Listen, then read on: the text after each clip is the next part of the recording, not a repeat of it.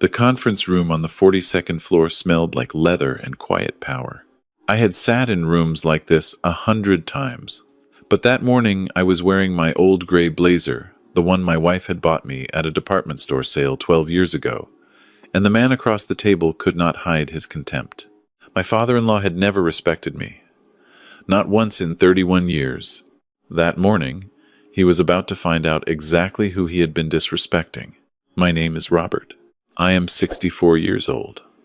I live in a 3-bedroom house on a quiet street in Dayton, Ohio, with a vegetable garden in the back that my wife and I planted together the spring after our daughter was born. I drive a 12-year-old Chevy pickup that I maintain myself on Saturday mornings. I take my coffee black. I own 41% of Meridian Health Group, a private hospital network spanning 9 states, currently valued at just under $2 billion. My father-in-law, Gerald, had spent the last 3 decades believing I was nobody. Let me tell you how it started, and why I kept the secret as long as I did, and why I finally stopped. I met my wife, Diane, in the fall of 1993 at a community hospital fundraiser in Cincinnati. She was volunteering at the registration table. She had dark hair and a laugh that seemed to come from somewhere genuine, not from politeness. I was 32 years old and had just quietly closed the second round of investment on what would become Meridian. At the time, it was just 2 clinics and a lot of paperwork. I was not rich yet. I was working 18-hour days and eating sandwiches at my desk and telling myself it would be worth it someday. When Diane and I started dating, I told her I worked in healthcare administration. That was true. I just left out the part where I was one of the primary founders and the largest individual shareholder. She never asked for details. She was a teacher. She cared about her students and her family, and whether we had enough in the fridge for Sunday dinner. Money was not something she thought about the way some people do, like a scoreboard, like a measure of worth. She paid her bills and saved carefully, and did not particularly care what anyone drove or where anyone lived. That was one of the first things I loved about her. Her father was the opposite. Gerald Whitmore had built a regional insurance brokerage through a combination of hard work and harder elbows. He was a self-made man, and he made sure you knew it within the first 10 minutes of meeting him. His home in Indian Hill was immaculate and large, and positioned so that you could not miss it from the road. He wore his watch like a statement. He measured people by their zip code and their job title, and when his daughter brought me home for the first time in the spring of 1994, I watched him do that calculation in his head in about 4 seconds flat. The result was not favorable. I was driving a used Ford at the time. My apartment was small. I dressed neatly but not expensively. When he asked what I did for work and I said healthcare administration, he nodded with the particular kind of politeness that is really just dismissal wearing a mask. He asked if I was in management. I said I was involved at the ownership level. He seemed to hear the first word and not the second, because what he said next was, well, every industry needs its middle managers, I suppose. Diane touched my arm under the table. I smiled and said nothing. I had learned early in life that the most powerful thing in any room is the person who has nothing to prove. I had nothing to prove to Gerald Whitmore. I knew what I had built. I knew what I was building. And I had already decided, sitting at his dinner table that first evening, that I would never tell him, not to be cruel, but because I wanted to protect something that felt rare and worth protecting, a woman who looked at me and saw a man she wanted to build a life with, and a family that would be built on that, not on balance sheets. Diane and I were married in October of 1994.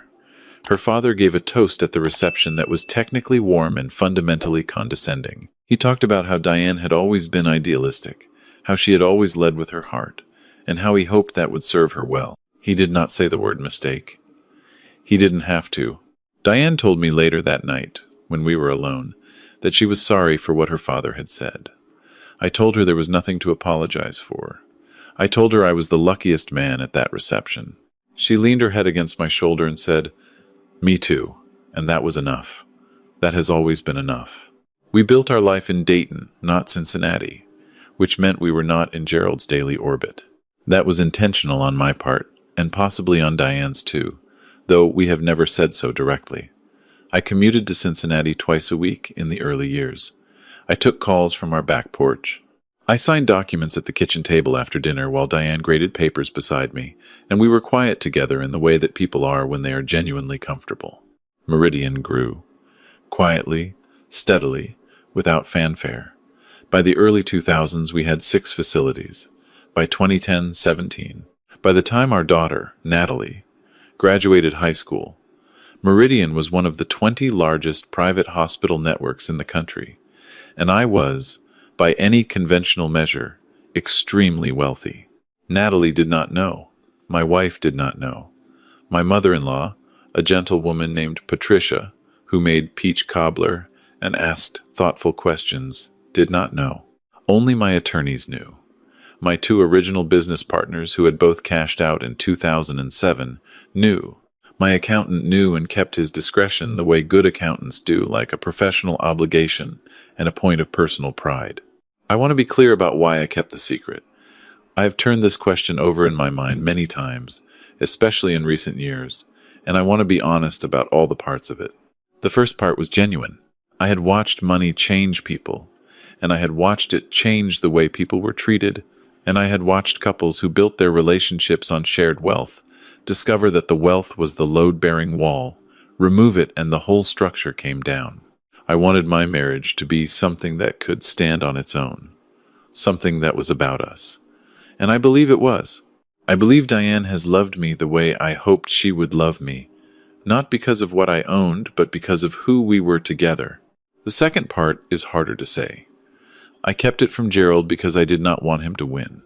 I did not want him to be able to say, years later, that he had always seen something in me, that he had sensed the potential, that his daughter had made a fine choice after all. I wanted to remain, in his eyes, ordinary. I wanted him to live in a world where he had been consistently wrong about me without knowing it.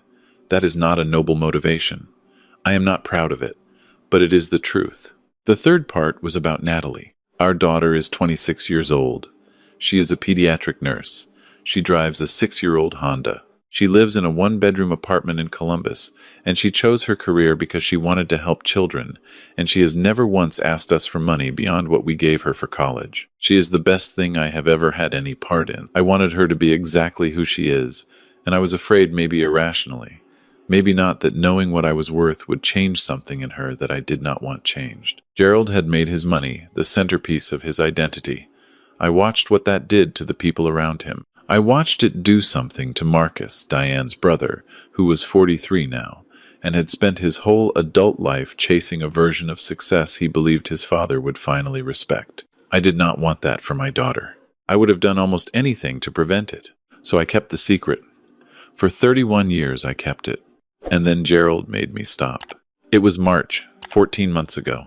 Meridian's board had begun formal discussions about a public offering, not a certainty, but a serious conversation, and one that was generating quiet attention in financial circles. Gerald had apparently heard something. He had a friend on the periphery of a private equity firm that had approached Meridian about a secondary stake, and Gerald had done what Gerald always did.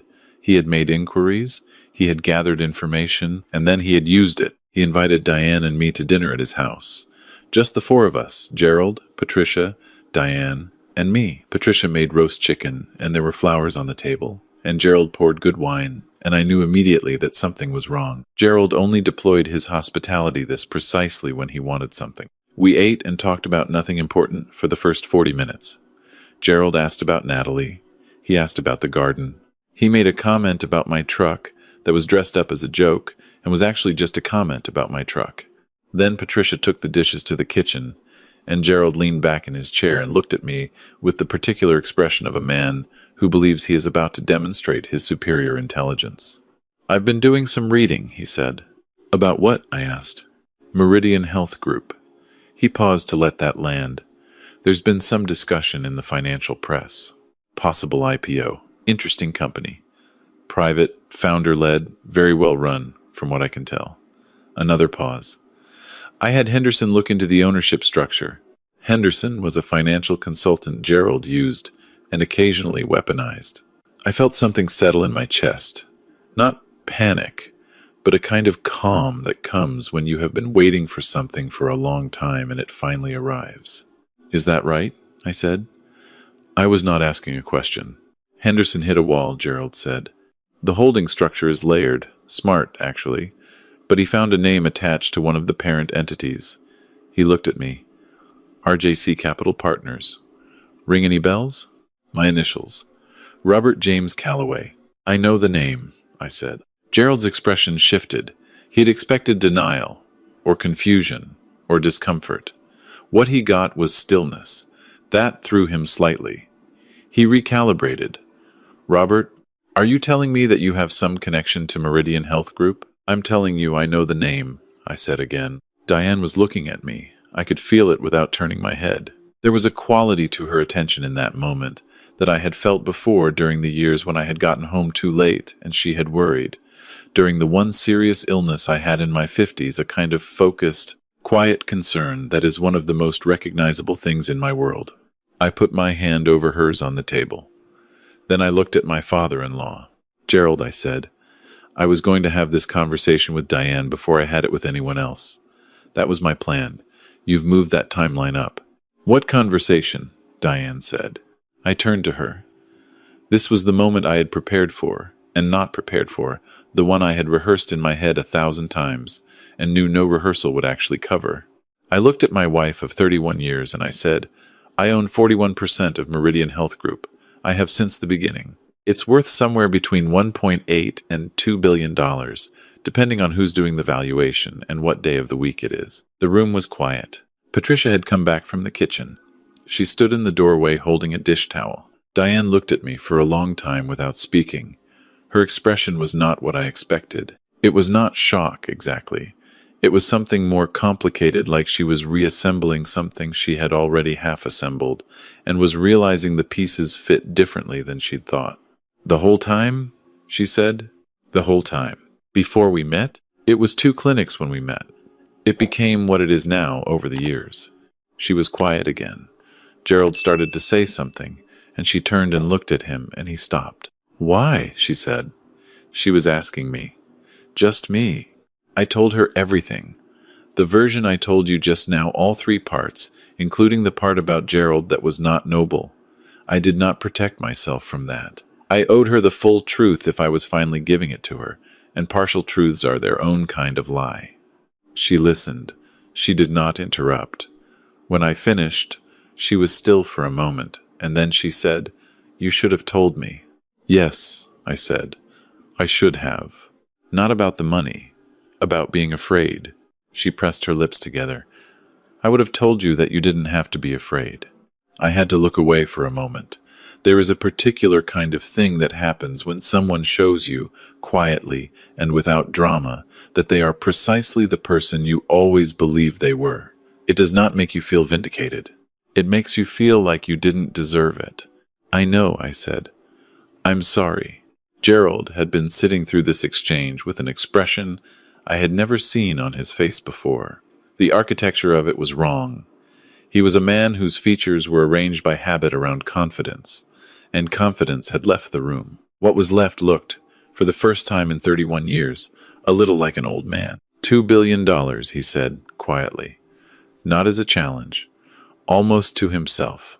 Approximately, I said. He looked at the table. He picked up his wine glass and set it back down without drinking. And you never said anything. No. All those years. Every dinner. Every holiday. He stopped. Started again. I said things to you. You did. I treated you like... Yes. The word sat between us. Gerald was not a man who apologized. I had never heard him do it in 31 years. I watched him try to approach it and not quite get there, and I decided that was all right. Some distances are too far to cover in a single evening. Patricia crossed the room and sat down at the table. She reached over and put her hand on Gerald's arm. Then she looked at me and said, Robert, I am sorry. Not for him, he can speak for himself. But I am sorry on behalf of this family for the way you were made to feel. That undid me. A little. Patricia had always been kind. Her kindness had always sat in uncomfortable contrast to her husband's condescension, and she had never found a way to bridge that gap publicly, and I had always suspected she carried that. Thank you, Patricia, I said. Diane and I drove home mostly in silence. Not an angry silence, a full one, the kind that comes after something large has changed. About 20 minutes from home, she said. Natalie doesn't know? No. We need to tell her together. Yes. And I want to know everything. Not the financial details. I don't care about the financial details. I want to know the parts you thought I couldn't handle. You could have handled all of it. I know, she said. That's what I want you to say out loud. Every part of it. We told Natalie the following weekend. She came up from Columbus on a Saturday, and we made breakfast together the way we always did. Eggs and toast and coffee. And then Diane said, "Your father has something to tell you." And I told my daughter. She was quiet for a moment. Then she said, "Is this why you always drove that terrible truck?" I laughed, genuinely. Diane laughed too. "The truck runs fine," I said. "Dad." Natalie looked at me with the particular expression she has had since she was about 9 years old, direct and patient, and a little like she is waiting for you to catch up. "Does this change anything?" "Like what?" "Like us. Like Sunday breakfasts. Like whether you're still going to call me at 7 in the morning to tell me what's growing in the garden." "Nothing changes," I said. "Then I think I'm okay." She paused. "I'm going to need a few days to think about the part where you've been quietly a billionaire this whole time, though. That's a lot to sit with." "Take your time," I said. "Also," she added, "I'm not taking any money." "I know," I said. "I raised you." She pointed at me like that was exactly the right answer. The IPO moved forward in January of this year. It was not something I could prevent. Even if I had wanted to, the company had grown beyond any single shareholder's ability to hold it in place. And frankly, it was the right move for Meridian's future. When the filing became public, my name appeared in the documentation as required. And for approximately 2 weeks, my phone received calls from people I had not heard from in decades. And I answered very few of them. Gerald called. I answered that one. He asked if we could have lunch. Just the two of us. I said yes, and we met at a diner near his house. Not a restaurant he would typically choose, which I think was intentional on his part, a kind of gesture. We talked for almost 2 hours. He told me about his own father, who had been a failure by any material measure, and had made Gerald feel the weight of that for his entire childhood. He told me he had built his brokerage not because he loved the work, but because he needed to prove something that could never quite be fully proven. He told me he had passed that need on to Marcus, and he knew it, and he didn't know how to undo it. He did not apologize in a direct sentence. Gerald is not built for direct sentences on difficult subject, but he said, "I was wrong about what made a man worth something," and he said it while looking at the table, and I believe he meant it. I told him I had not always been fair to him either. I told him that some portion of why I had never told him was not principle. It was spite. That I had wanted him to be wrong for 30 years without ever finding out. He deserved to know that. He looked up at that. Something in his expression shifted, not offended, but surprised, maybe by the honesty. He said, "I suppose we're a fine pair." "We've always been a fine pair," I said. "We just couldn't see it." We did not leave that lunch as close friends. We are not close friends now.